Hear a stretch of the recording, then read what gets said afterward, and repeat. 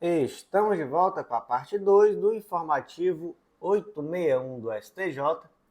E o primeiro julgado dessa parte 2, ainda seguindo aqui na terceira turma do STJ, foi inserido no Código de Processo Civil destaque da seguinte forma: para que haja a sucessão processual de sociedade empresária por seus sócios, é imprescindível a comprovação da dissolução ou da extinção da personalidade jurídica, não sendo suficientes para esse fim a mera mudança de endereço ou a condição de inapta no CNPJ.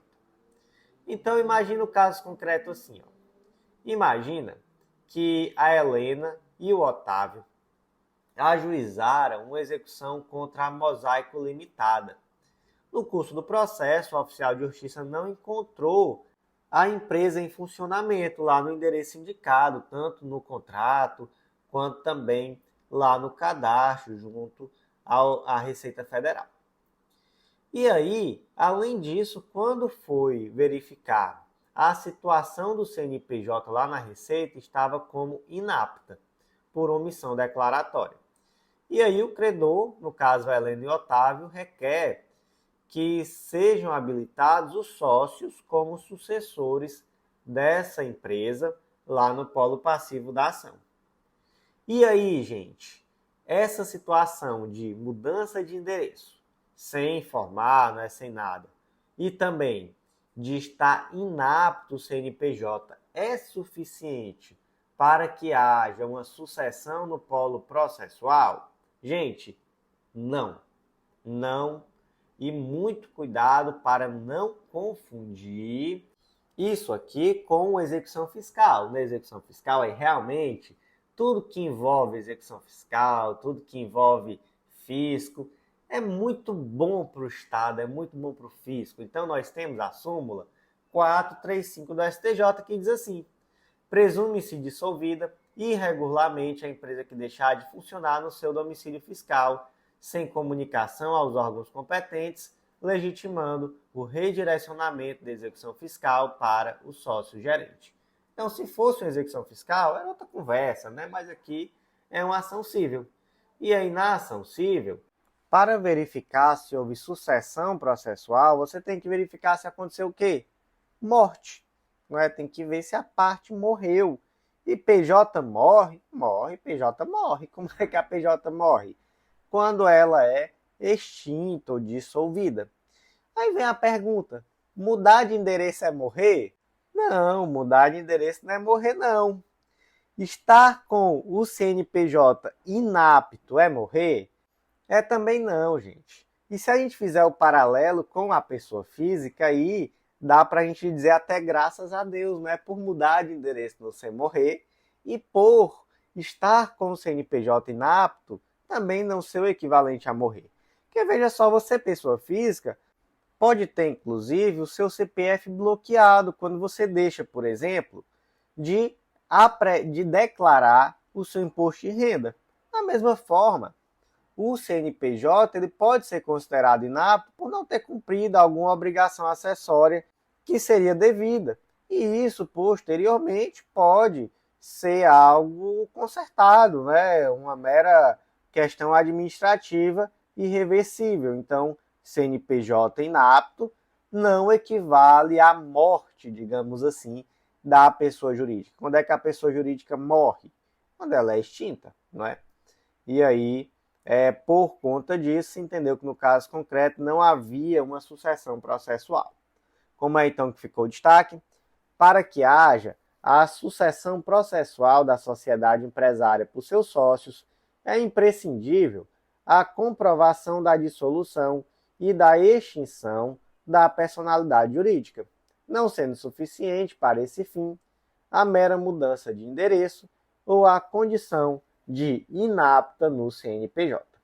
Seguindo em frente agora, julgado da quarta turma do STJ, primeiro foi inserido lá no Código de Trânsito Brasileiro e o destaque ficou da seguinte forma: a tradição do veículo automotor sem registro de transferência afasta a responsabilidade do alienante por danos decorrentes de acidente, desde que seja comprovada a alienação.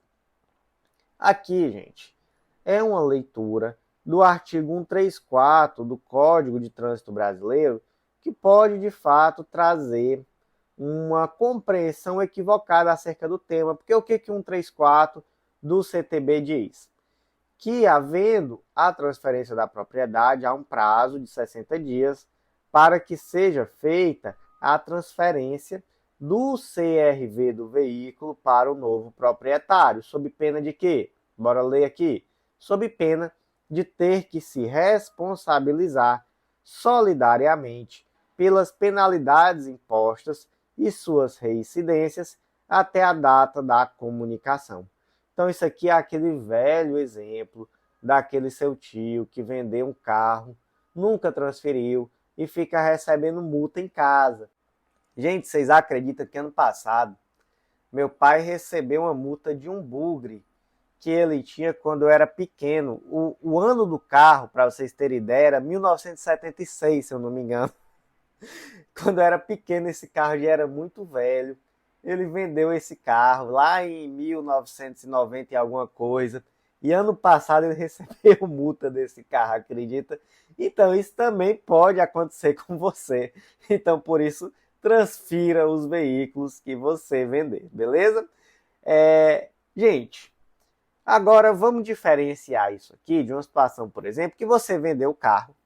E aí imagina que o comprador desse mesmo bugrezinho aí se envolveu em um acidente, causou um dano a alguém. E aí é possível responsabilizar, no caso concreto aí, meu pai, por essa dívida decorrente desse dano causado pelo motorista do bugre? Aí é uma situação diferente, não é? Porque, gente, a súmula 132 do STJ diz que a ausência de registro não implica a responsabilidade do antigo proprietário por dano de acidente envolvendo o veículo alienado. Exige-se, por outro lado, a prova da alienação. E aí a gente tem que ir lá para os primórdios do Código Civil, aquelas coisinhas que a gente aprende lá no primeiro semestre da faculdade. Como é que se transmite a propriedade de um bem imóvel? Pelo registro no cartório de imóveis. E se for bem imóvel, como é que se transmite a propriedade? É pela tradição. Ah, professor, mas calma aí, carro, você tem carro, moto, veículo, você tem que transmitir o CRV, você tem que ir lá no Detran para fazer essa transmissão. Mas veja só, isso é uma questão administrativa, A propriedade mesmo, a transferência dessa propriedade, ela se dá conforme o Código Civil, artigo 1267. Então, com a tradição, a propriedade desse veículo já passa para outra pessoa. Então, como é que você fica respondendo por multa? Porque aí existe uma previsão de penalidade administrativa por não transferir o CRV desse veículo. Está lá no artigo 134 do CTB. Mas, gente, distingua a responsabilidade por uma multa, por uma penalidade administrativa, da responsabilidade civil. Então, se você de fato demonstrar que houve a tradição, ok, você não vai ser responsabilizado. Agora, você fica com um problema mais na cabeça, Você vai ter que provar que transmitiu esse bem, provar que vendeu. Enquanto se você tivesse só passado o documento do carro, você ia ter uma dor de cabeça a menos, Você não teria que provar nada. Então, por favor, transfira o veículo que você vender. Não vai nessa não, porque fica chegando multa, você pode ter dor de cabeça, então evite, beleza? Como é que ficou o destaque? A tradição de veículo automotor sem registro de transferência afasta a responsabilidade do alienante por danos decorrentes de acidente, desde que comprovada a alienação. Seguindo em frente, próximo julgado inserido no Código de Processo Civil, destaque da seguinte forma: na hipótese de extinção da execução por abandono da causa, em razão da não localização de bens penhoráveis, os honorários de sucumbência devem ser suportados pelo executado, em observância ao princípio da causalidade. Gente, isso aqui é aquela situação clássica já daquela pessoa que ganhou a ação de conhecimento, ganhou, transitou em julgado, tudo bonitinho e foi executar. Mas a pior coisa que existe no mundo, a coisa mais frustrante no mundo, é você executar liso ou caloteiro. Principalmente caloteiro, né? Porque pessoa que não tem dinheiro, ela às vezes dá um jeito de pagar, se ela for honesta, ela procura uma forma de sanar essa dívida. Mas o caloteiro, não, aquela pessoa que é quanto mais, ela dá um jeito de esconder o dinheiro. E tem hora que você fica até desanimado de procurar patrimônio. E aí, muitas vezes, acontece ou a prescrição intercorrente ou o abandono da causa. A pessoa já está tão desgostosa com essa execução, já acha que não vai conseguir mais nada ali mesmo, e aí para de dar andamento, e esse processo acaba, às vezes, sendo extinto por abandono ou mesmo pela prescrição intercorrente. Aí, gente, existe honorários na execução, não existe? Mas vem a pergunta, e aí? Quem é que vai ser condenado por honorários nesse caso? É o exequente, ou é o executado, ou não é ninguém? Gente, é o executado, tá? Porque tu imagina a sacanagem, tu ganha um processo, tu não consegue achar bem para executar, e tu ainda vai pagar honorários? Isso daí seria o fim do mundo, né? O cachorro mijando no poste. Não, não dá. Então, aqui nesses casos, a gente resolve isso pelo tal do princípio da causalidade. Quem deu causa à execução? Quem deu causa à execução foi o caloteiro que não pagou. Então, quem deu causa à execução que arque com os honorários. Professor, mas a execução foi extinta por abandono? Sim, foi extinta por abandono, porque a pessoa muitas vezes desistiu de procurar bem. Às vezes está pagando advogado para acompanhar essa ação e vê que não sai nada dali, se cansa de pagar advogado e diz, não quero mais nem saber disso, deixa isso para lá. Não quero mais, não vai sair nada daí, eu estou só perdendo dinheiro.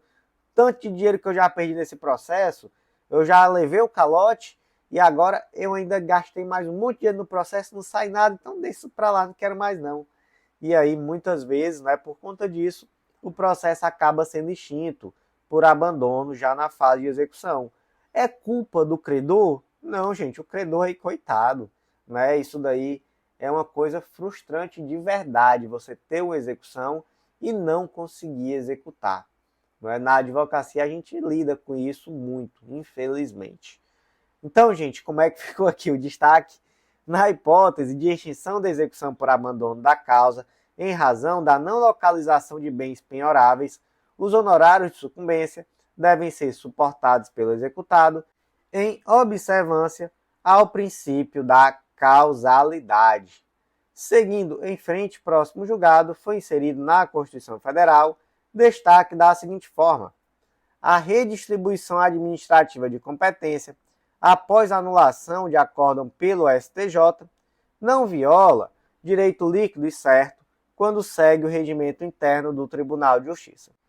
Gente, sobre isso, a gente tem que lembrar que os regimentos internos dos tribunais trazem regras sobre prevenção. E uma regra muito importante, que inclusive essa daí está no próprio Código de Processo Civil, artigo 930, parágrafo único, e é replicada em regimentos internos dos tribunais do Brasil, é a de que o primeiro recurso protocolado no tribunal torna prevento o relator para eventual recurso subsequente interposto no mesmo processo ou em processo conexo. Aí o que aconteceu aqui no caso concreto? Imagina uma situação assim. Imagina que um recurso subiu para o tribunal, foi distribuído para o desembargador Zezinho, e aí o desembargador Zezinho, ele acabou em algum momento cometendo uma nulidade. No caso concreto aqui, foi inclusive uma situação de não intimação antes da sessão virtual de julgamento, não intimação da pauta. E aí o STJ anulou e determinou o regresso desses autos ao Tribunal de Justiça para julgamento. Aí chegou lá e foi distribuído por sorteio, caiu em um gabinete qualquer do Luizinho. E aí o que aconteceu? O Luizinho, ele reconheceu que o primeiro desembargador era prevento e remeteu de volta para o Zezinho. Aí a Mariazinha, que era a autora da ação, não gostou não. Ela defendeu que existiria um direito líquido e certo de que esse segundo desembargador, que foi sorteado, permanecesse com esse recurso. Não, né, gente? Não tem não esse direito líquido e certo, não.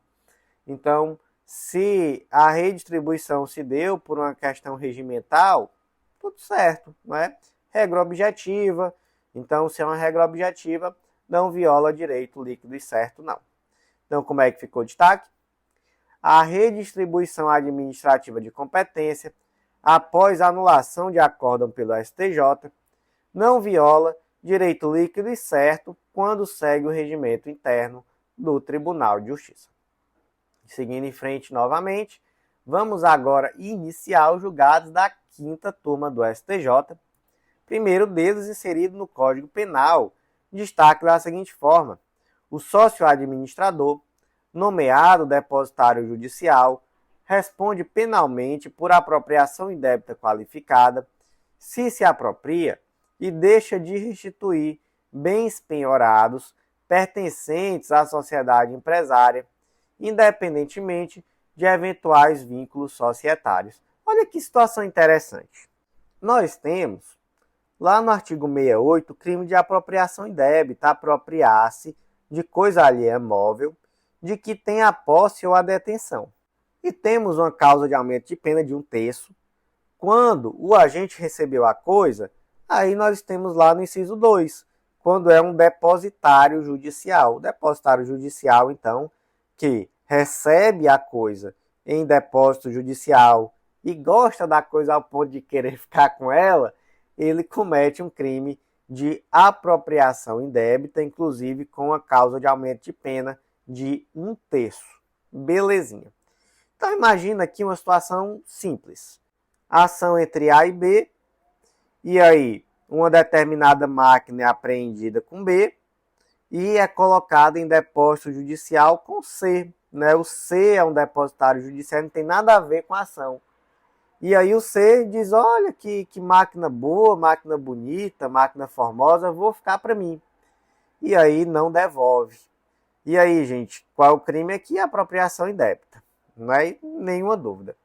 Agora muda um pouquinho a situação. Imagina que o C, na verdade não é C não, é o próprio B. O B, que foi o executado, ele foi declarado depositário judicial daquele bem que pertencia à empresa dele. Ele era sócio da empresa, sócio administrador, único sócio da empresa. E ele ficou como depositário judicial daquela máquina que foi penhorada. Professor, mas isso faz sentido? Isso acontece? Isso acontece demais, isso é o normal, na verdade. Porque muitas vezes é uma questão de economicidade, né? É mais simples deixar aquela pessoa que já é a proprietária, já está ali com aquele maquinário, com aquele bem como depositária.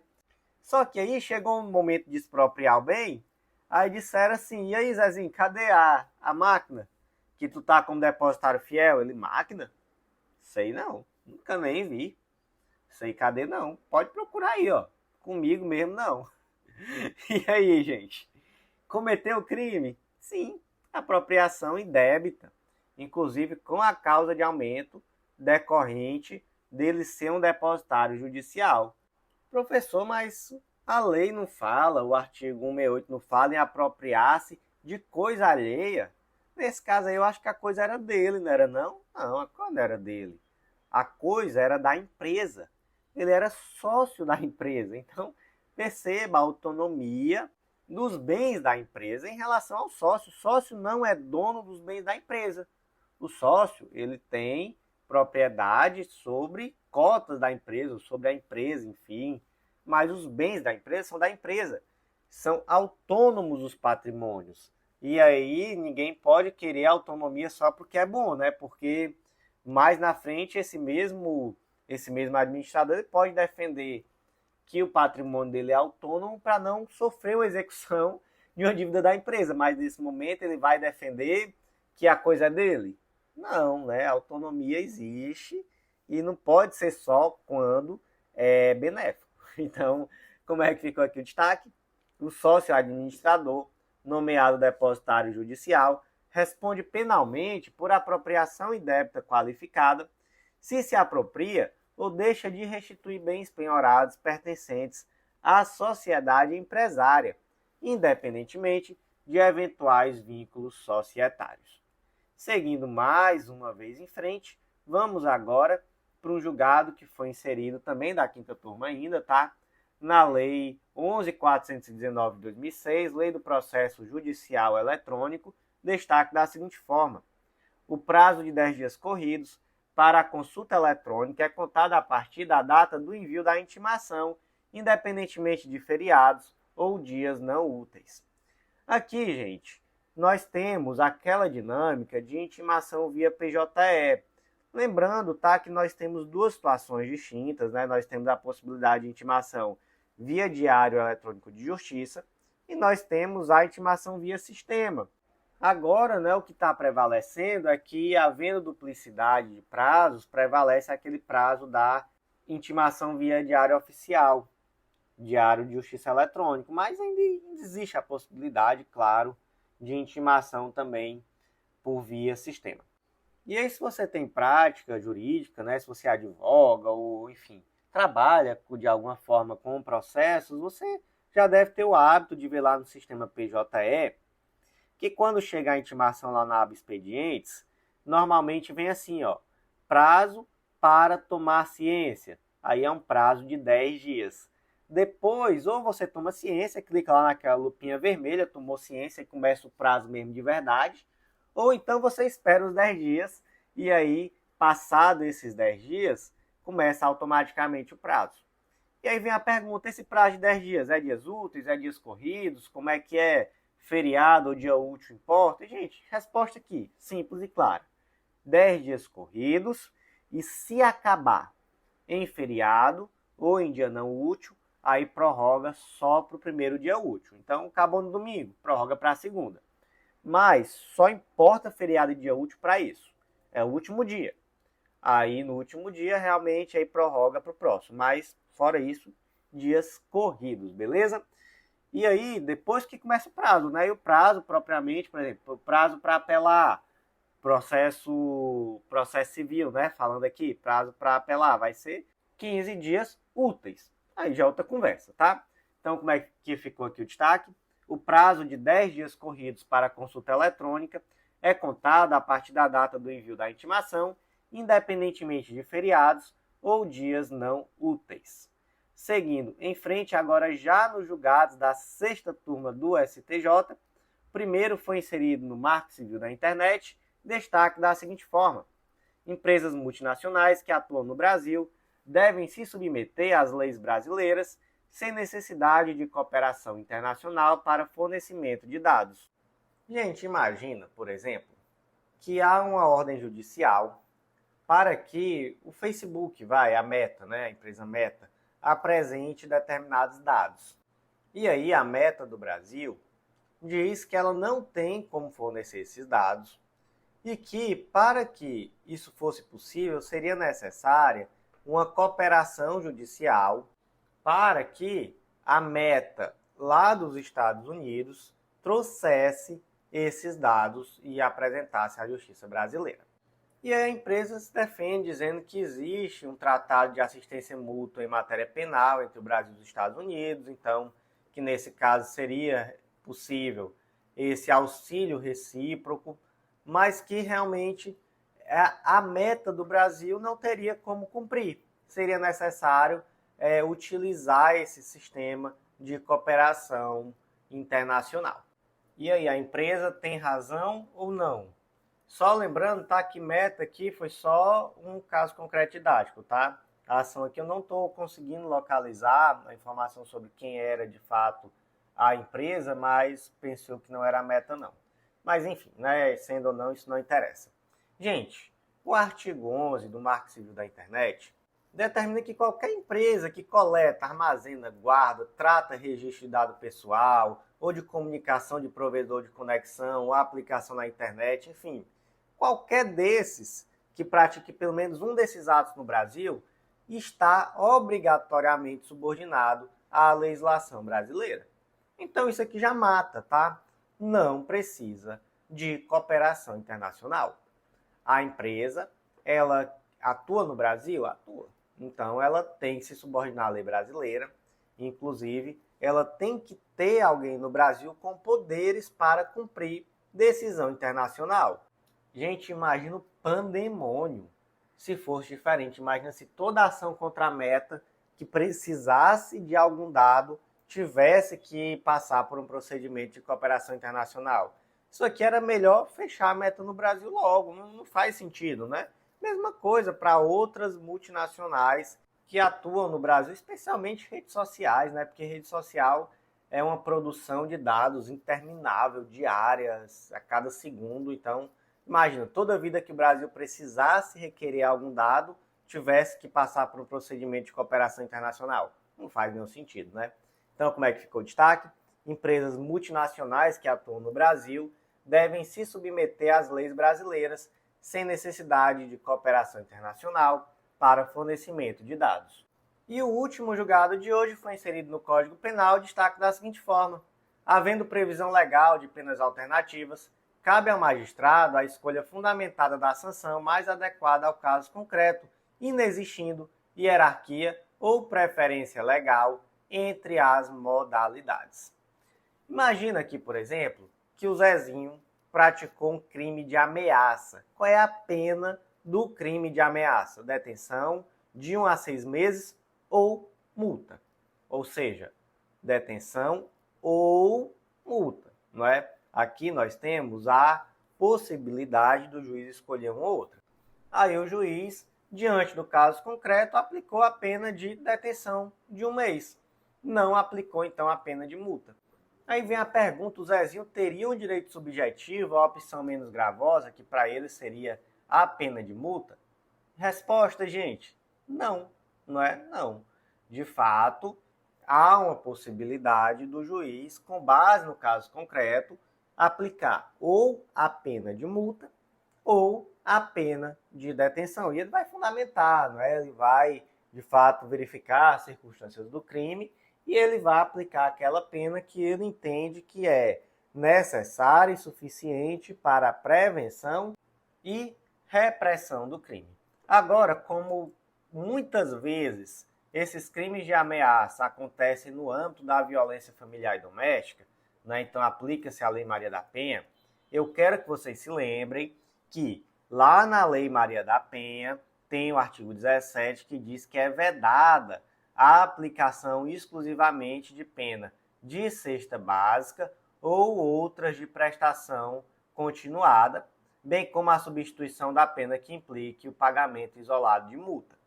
Então, gente, com base nisso daqui, nós temos a tese repetitiva, tema 1189, que diz que essa vedação obsta à imposição, nos casos de violência doméstica e familiar contra a mulher, de pena de multa isoladamente, ainda que prevista de forma autônoma no preceito secundário do tipo penal imputado.